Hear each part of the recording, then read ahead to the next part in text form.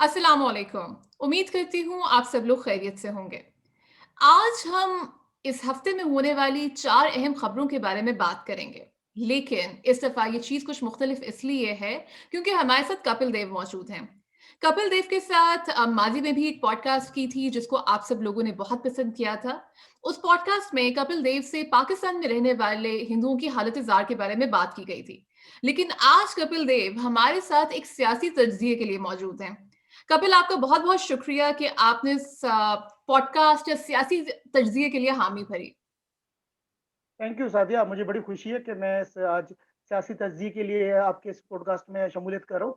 वरना इस मुल्क में अक्सर मुझे जो बुलाया जाता है, इनवाइट किया जाता है 11 अगस्त के लिए, 14 अगस्त के लिए, किसी इंटरनेशनल पीस डे के लिए या फिर किसी मज़हबी अक़लियत का कोई कोई मामला हो, तभी मुझे बुलाया जाता है। जबकि आपने ही अपने पिछले पॉडकास्ट में कहा था कि अक़लियत में पाकिस्तान में बसने वाली मज़हबी अक़लियतें हैं, इनको मेन स्ट्रीम मीडिया के जो इश्यूज़ हैं, उसके ऊपर भी बातचीत करना चाहिए, उनको वहाँ पर भी स्पेस मिलनी चाहिए। क्योंकि पाकिस्तान में बसने अक़लियत को सिर्फ़ उनके मसले मसाइल तक महदूद नहीं करना चाहिए, उनको मेन धारा में शामिल करना चाहिए। तो इसको मैं यकीनन आपको खराज-ए-तहसीन पेश करूँगा कि आपने मुझे इस चीज़ के लिए मौका दिया और हम चाहेंगे इस मुझ समेत बाकी भी जो हमारे मज़हबी अक़लियत से ताल्लुक़ रखने वाले एक्टिविस्ट हैं, उनको भी इस तरीके से मेन स्ट्रीम मीडिया पे, सोशल मीडिया पे इस तरह के मौके फराहम किए जाएँ। Thank you.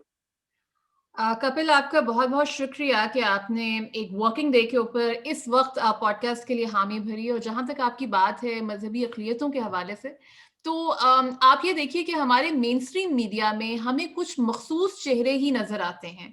ना हमने कभी देखा कि मज़हबी अक़लियत से ताल्लुक़ रखने वाले कोई लोग सियासी तज्ज़िया पेश कर रहे हों, न और हमने अक्सर ये भी नहीं देखा कि औरतें सियासी तज्ज़िया पेश कर रही हों। हमने उस चीज़ को बड़ा स्टेरियोटाइप किया हुआ है। तो उम्मीद है कि हम जो ये सेशंस करेंगे, इनके ज़रिए हम स्टेरियोटाइप्स तोड़ सकते हैं। कपिल ये तो हमारी बात हो गई। मेरे ख़्याल में अब हम उस मुद्दे पर आते हैं जिसके लिए लोग ये पॉडकास्ट देख रहे हैं।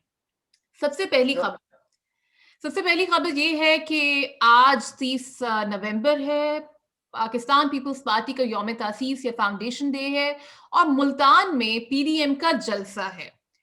अब इस जलसे के सिलसिले में बड़ी पकड़-धकड़ हो रही है। आपने देखा होगा कि मैंने पिछली पॉडकास्ट इसी जलसे के चीफ कोऑर्डिनेटर कासिम गिलानी साहब के साथ की, जो अब गिरफ्तार भी हो चुके हैं। सुनने में आया है कि वहाँ पर कंटेनर्स भी रखे जा चुके हैं। आपका इस जलसे के बारे में क्या कहना है? देखें, पीडीएम का ये मुल्तान वाला जलसा और उसकी अहमियत इसलिए भी है क्योंकि ये पीपल्स पार्टी के यौम तासीस पर हो रहा है और बहुत सारी इसकी तैयारियां हो रही थी और खास तौर पर गिलानी खानदान है, उनके जिस तरह आज भी वजीर यूसुफ रजा गिलानी अपने ट्विटर पर अकाउंट पर कहा कि ये गिलानी खानदान के 4 सपूत हैं जिन्होंने अपोजिशन के लिए या हुकूमत के लिए उनके लिए नाक में दम करके रखा है। तो एक बहुत बड़ी तैयारी होने जा रही है। मगर साथियों, यहाँ पर एक बात बड़ी अहम है, और करने वाली है, क्योंकि 2-3 इसके पहलू हमें नज़र डिस्कस करने चाहिए। एक तो ये कि भाई मुल्क में कोरोना की सेकंड वेव जो दूसरी लहर है वो बहुत ही मेरे ख्याल में खौफनाक है और बहुत लीथल बिल्कुल, प्रूव होती जा रही है। बिल्कुल। केसेस बहुत बढ़ते जा रहे हैं और मैं कहूँगा चीज़ें इस वक़्त हमारे पास वो रिसोर्स नहीं। और इंटरेस्टिंगली साज़िया, आप ये भी देखें कि मुल्तान में इस वक़्त जो पॉजिटिव केसेस का रेशियो सबसे ज़्यादा है। पाकिस्तान ये देखें कि आप इतना बड़ा पब्लिक बना, इतना बड़ा इज्तिमा आप करने जा रहे हैं मुल्तान में, जहाँ पर ऑलरेडी कोरोना मतलब अपनी वो भयानक शक्ल में है। तो आप क्या समझते हैं कि ये पीपल्स पार्टी, जो बिलावल भुट्टो की पार्टी है, इन्होंने सिंध हुकूमत, जो कि फर्स्ट वेव में बड़ी प्रोएक्टिवली काम कर रही थी। आपको भी पता है मेरी मुरादी शाह ने बहुत ही एक आउटस्टैंडिंग परफॉर्मेंस दी आपके। एग्ज़ैक्टली, तो आप देख सकते हैं उन्होंने बोला पहले लॉकडाउन वगैरह, स्ट्रिक्ट लॉकडाउन, मास्क पहने, ये करें, सारी वो किया। दूसरी बात देखिए सादिया, अभी बिलावल भुट्टो की जो बहन है, बिलावल भुट्टो ज़रदारी साहबा की साहब की जो बहन है, बख्तार भुट्टो साहिबा की, जो अभी वो मंगनी हुई है, तो उनकी लिमिटेड एक गेस्ट थे, महदूद नंबर पे उन्होंने मेहमानों को मदऊ किया था। फिर वहाँ पर शर्त ये भी लगाई कि तो आप अपनी कोरोना टेस्ट की नेगेटिव रिपोर्ट लाएँ। बिलावल खुद शिकार बन चुके हैं अभी, वो पेशावर के जलसे से होकर आए हैं, तो वो खुद मतलब कि वो कोविड के शिकार है, वो खुद आइसोलेटेड है। तो हम ये समझ लें, एक बंदा खुद मतलब कोविड का शिकार बन गया है, अपने घर में अपनी ज़ाती ज़िंदगी में ज़ाती उनकी जो खुशी का मौका था, उन्होंने वो महदूद कर दिया। इससे ज़्यादा क्या हो सकता है? बिलावल खुद अपनी बहन की मंगनी में शमूलियत नहीं कर कर पाए। उनके घर में पहली खुशी आई है, इतने अरसे बाद, बीवी की शहादत के बाद कोई खुशी नहीं आई है। मतलब भुट्टो खानदान, ज़रदारी भुट्टो खानदान, ये पहली खुशी आई है और उसमें बिलावल खुद शरीक नहीं हो सका। और कोविड कितना एक सीरियस मसला है, मगर बदकिस्मती बहुत से ये सीरियस। सियासी पार्टियों का ये नहीं है। साथ ही दूसरा मेरे ख्याल में पहलू आप ये भी देख सकते हैं, हुकूमत का आप क्या समझते, क्या दोहरा मयार नहीं है कि जमात इस्लामी का इतना बड़ा जलसा हो रहा है, और एक सोशल मीडिया पे कल से एक तस्वीर भी चल रही है। I just want to hear from you also. अच्छा, मैं इस सिलसिले में एक चीज़ ये कोट करना चाहूँगी क्योंकि कपिल मेरी कुछ ही दिन पहले मैंने कासिम गिलानी साहब के साथ एक पॉडकास्ट की थी जिसमें हमने पीडीएम जलसे को खासा डिटेल में डिस्कस किया था। और मुझे लगता है पॉडकास्ट का जो पॉडकास्ट उन्होंने कहा था मुल्तान गाह को हम जलसा गाह बना देंगे। लगता है आपकी पॉडकास्ट पे कुछ एक्शन हो गया, वो गिरफ्तार भी हो गए हैं।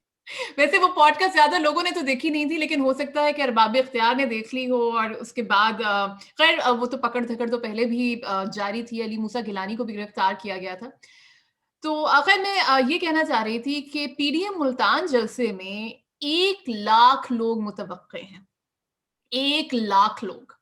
मेरी जब कासिम गिलानी साहब से गुफ्तगू हुई थी, तो मैंने उनसे यही पूछा था कि आप कोविड के हवाले से इस जलसे को किस तरह मॉनिटर करेंगे? उन्होंने कहा था कि ये पहला जलसा है, जिसमें एसओपीज़ फ़ॉलो होंगे और काफ़ी उन्होंने काफ़ी इस तरह की गुफ्तगू की थी कि हमारे पास 1 लाख मास्क्स हैं, हम ये काफ़ी अरेंजमेंट्स हैं जो वो कर रहे हैं।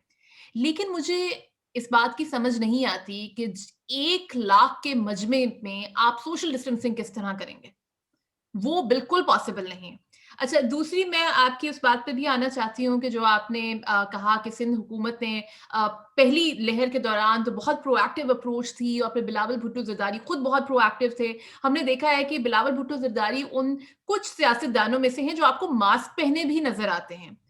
इनके अपने साथ कोविड हो चुका है, इनके घर में इनकी बहन की मंगनी होती है, उसपे भी इन लोगों ने बहुत एहतियात बरती। लेकिन ये बात जानना बहुत ज़रूरी है कि जब हम ये बात कहते हैं कि जी कोविड ने किसी अमीर-गरीब को नहीं देखा।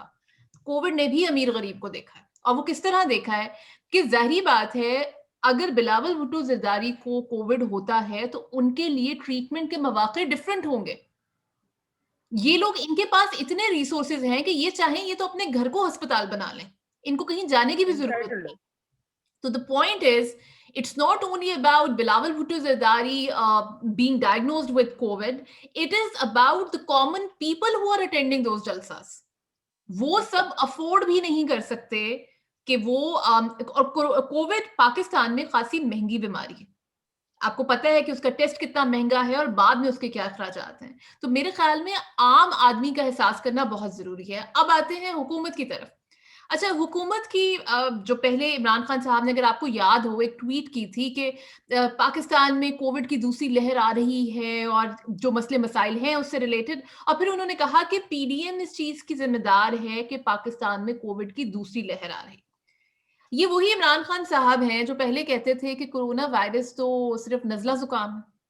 इसमें 1 से डेढ़ बंदा मरता है। ये वही इमरान खान साहब थे। लेकिन अब जहाँ पे सियासत की बात आती है, वहाँ पे इनका स्टांस डिफरेंट है। मैं बिल्कुल इनकी इस बात से इत्तेफ़ाक करती हूँ कि जलसे-जुलूस नहीं होने चाहिए, लेकिन फिर अपने जलसे-जुलूस भी ना करें ना। जुल्फ़ी बुख़ारी स्कर्दू में कितनी बड़ी रैली करते हैं।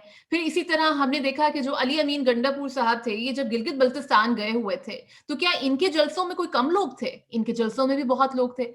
और सबसे जो फ़नी बात है, वो ये है कि अभी पीटीआई सिंध का एक जलसा हुआ है, जिसमें आपने देखा होगा कि असद उमर साहब भी थे। जो इस कोरोना के सिलसिले की पॉलिसी के सब रूहे रवां हैं, वो भी वहाँ पे थे। तो ये किस तरह का वायरस है जो सिर्फ़ ऑपोज़िशन जमातों को अफ़ेक्ट करेगा, ऑपोज़िशन जमातों के जलसों में जो जाएगा उसको कोविड होगा, लेकिन अगर कोई हुकूमत के जलसों में जाता है, तो उसको कोविड नहीं होगा। ये बड़ी अजीब-सी बात है। कोरोना की कुछ मुझे लगता है खास बरक़ात हैं कि वो मतलब कि हुकूमत मुखालिफ लोगों को लगेगा, बाकियों को नहीं लगेगा हुकूमत को। जी, ग़ालिबन पाकिस्तान में जो कोरोना आया है, वो एनओसी लेकर आएगा और वो एनओसी तो हुकूमत से ही लेना पड़ता। ख़ैर, अब हम आते हैं अपनी दूसरी खबर की तरफ। साथ ही में दो एक बात इधर आप देख रहे हैं कि जमात इस्लामी ने एक बड़ा इज्तिमा किया था।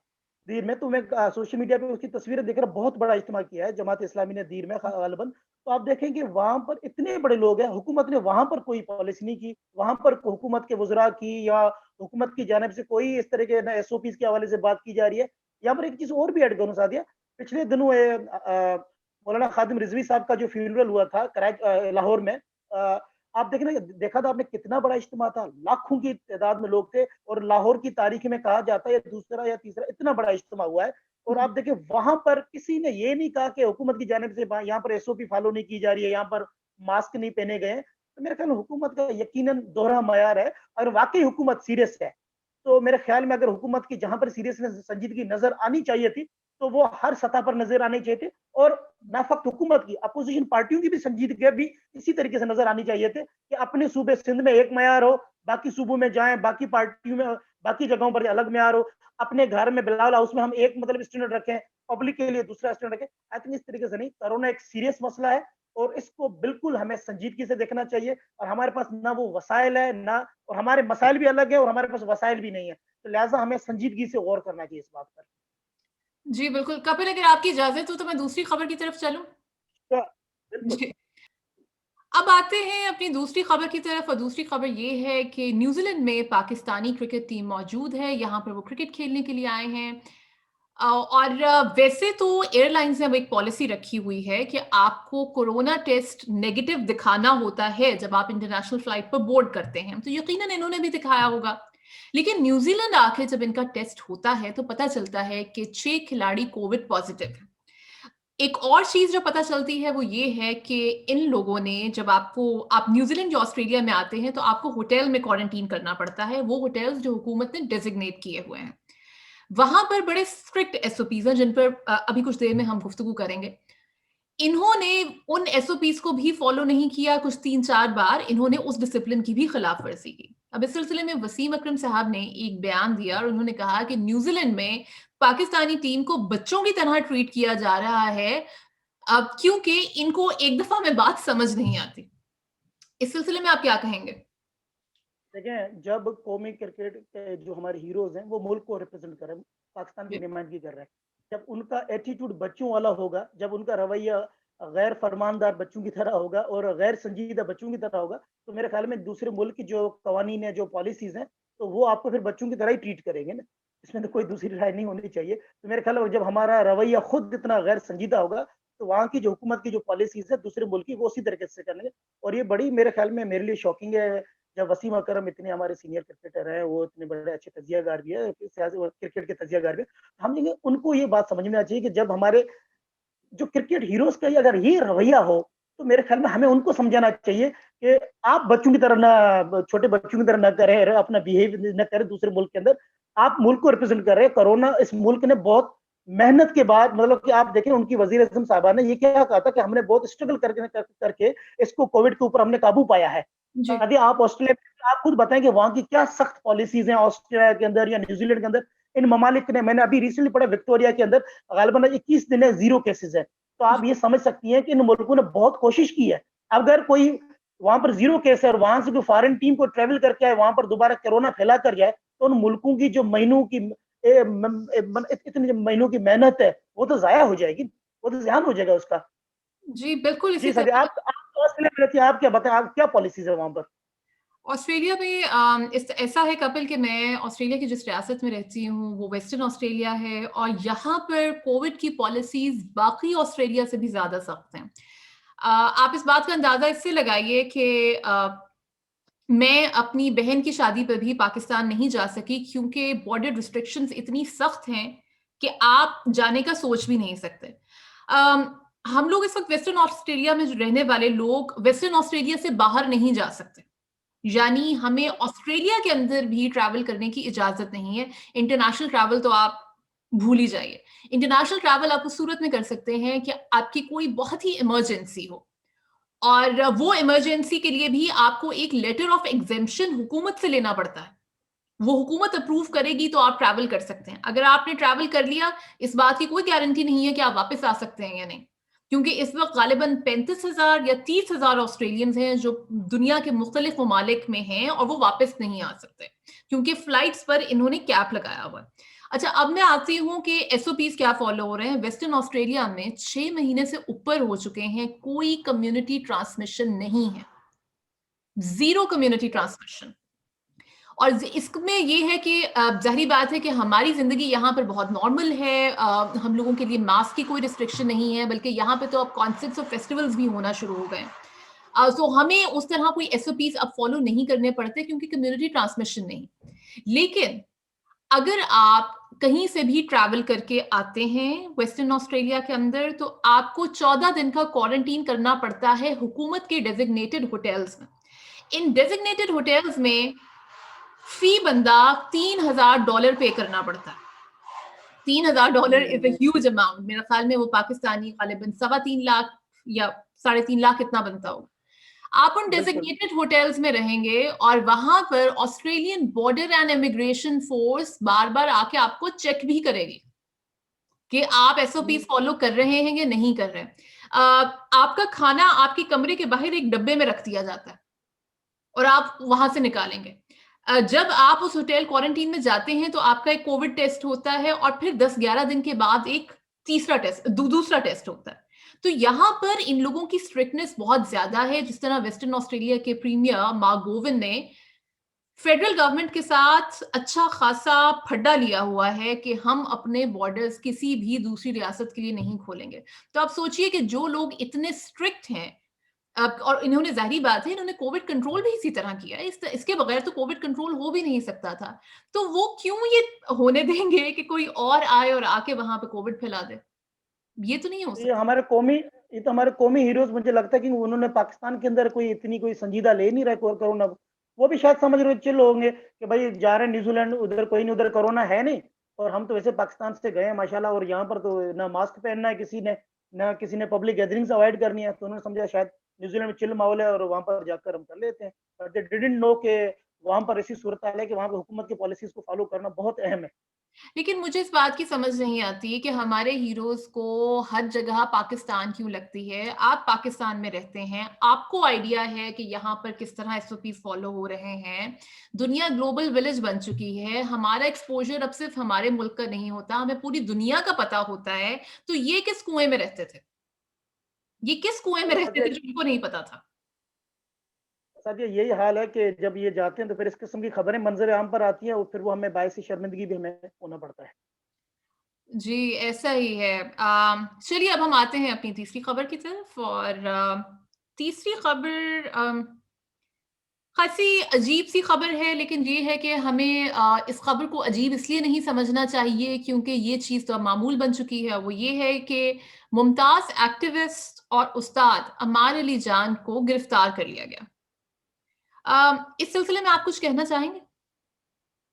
मेरे ख़्याल में सादिया अमार अली जान के साथ ये पहला वाक़या नहीं हुआ है।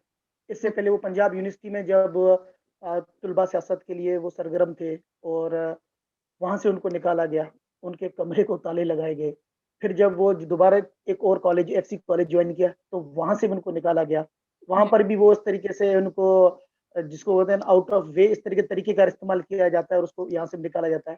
तो अमार इस वक़्त यूथ के अंदर, नौजवानों के अंदर एक डिसेंट वॉइस की सिंबल बन चुका है और वहाँ पाकिस्तान में जो तलबा यूनियन है, उनकी बहाली के हवाले से, तलबा सियासत में सरगर्मी के हवाले से अमार अली ने अपना एक नाम बना लिया है और वो एक हमारी पहचान बन गई है।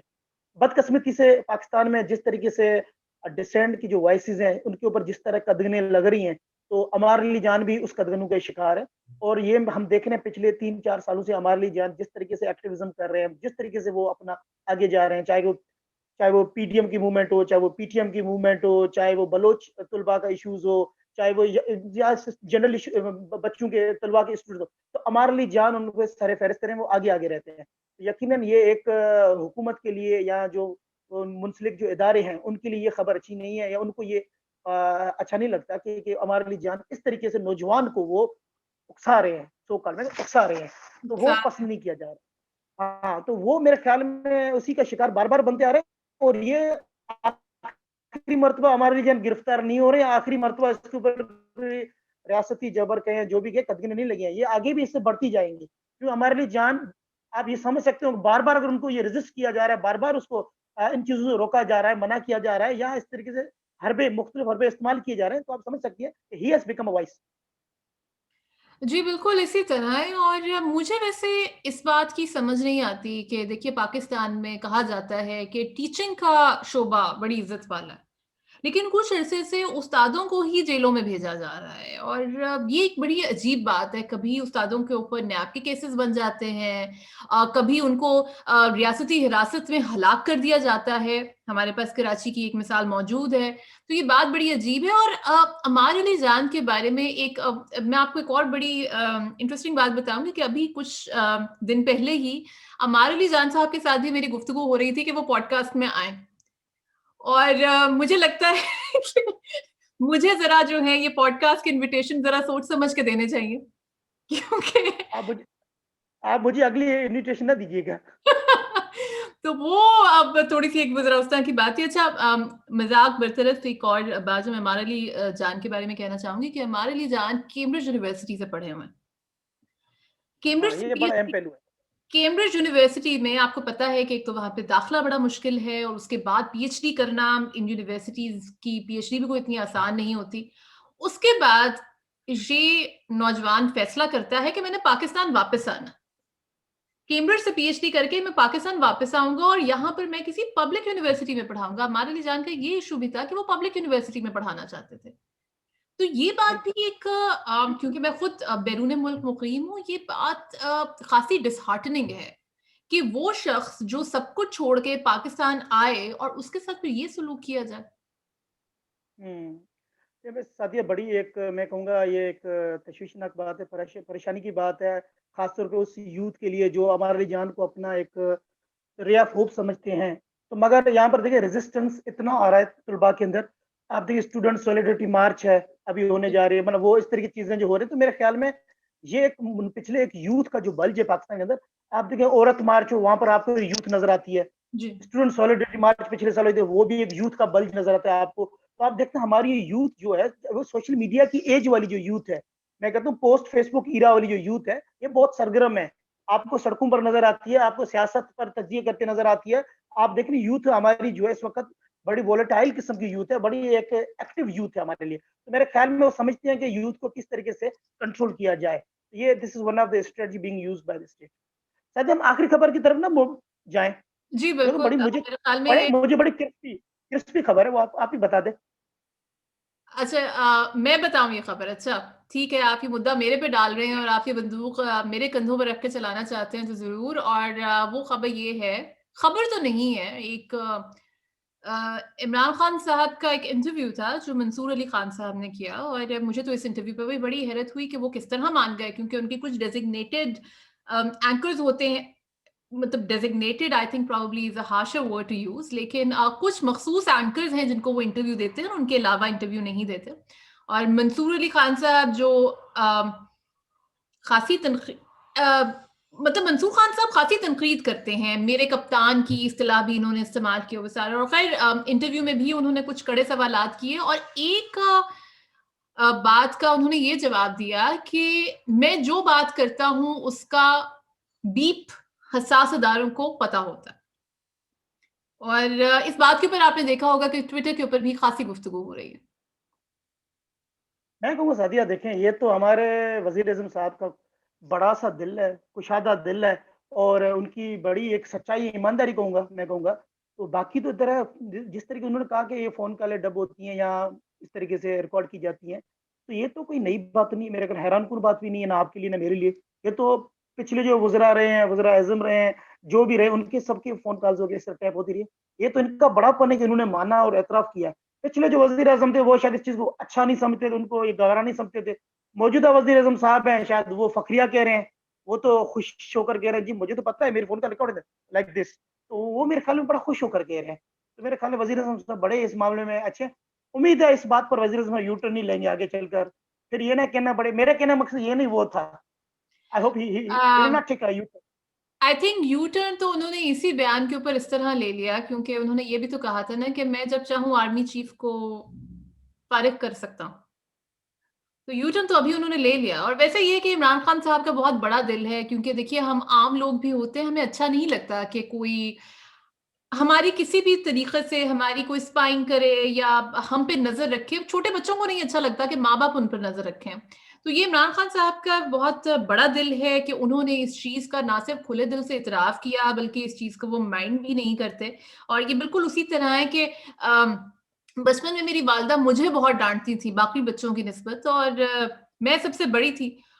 और जब कोई मुझे इस चीज़ के ऊपर कुछ कहता था कि देखो तुम्हारी अम्मी तुम्हें कितना डाँटती हैं, तो मैं कहती थी सबसे ज़्यादा प्यार भी तो मुझसे ही करती हैं ना। सबसे ज़्यादा प्यार भी हमारे वज़ीर-ए-आज़म से किया जाता है। जी, तो बिल्कुल यही बात है कि सबसे ज़्यादा प्यार भी तो मुझसे ही करते हैं, तो वो अब ये वो वाला चक्कर है। तो इसी के साथ हमारी खबरों का इख्तिताम होता है। कपिल, आपका बहुत-बहुत शुक्रिया कि आपने अपने मसरूफ़ वक़्त में से कुछ लम्हात निकाले और कुछ ख़ासी हसास बातों के ऊपर अपना खुल के तज्ज़िया दिया। Thank you, Sadia. It was a wonderful opportunity and looking forward to having more podcasts with you. जी, इंशाल्लाह हम मुस्तक़बिल में भी इसी तरह की पॉडकास्ट्स करेंगे। आप लोग जिन्होंने ये पॉडकास्ट देखी या हमारा तज्ज़िया देखा, आप सब लोगों का भी बहुत-बहुत शुक्रिया। वैसे मैं पिछली पॉडकास्ट्स में ये बात नहीं कह रही थी, लेकिन आज मैं कहूँगी कि प्लीज़ चैनल को सब्सक्राइब कीजिए। अगर आपको ये तज्ज़िया पसंद आता है, तो इसको लाइक कीजिए, शेयर कीजिए और एक फॉरवर्ड मैसेज की तरह अपने तमाम रिश्तेदारों और दोस्तों में फैला दीजिए। बहुत-बहुत शुक्रिया। अगली पॉडकास्ट तक के लिए खुदा हाफ़िज़।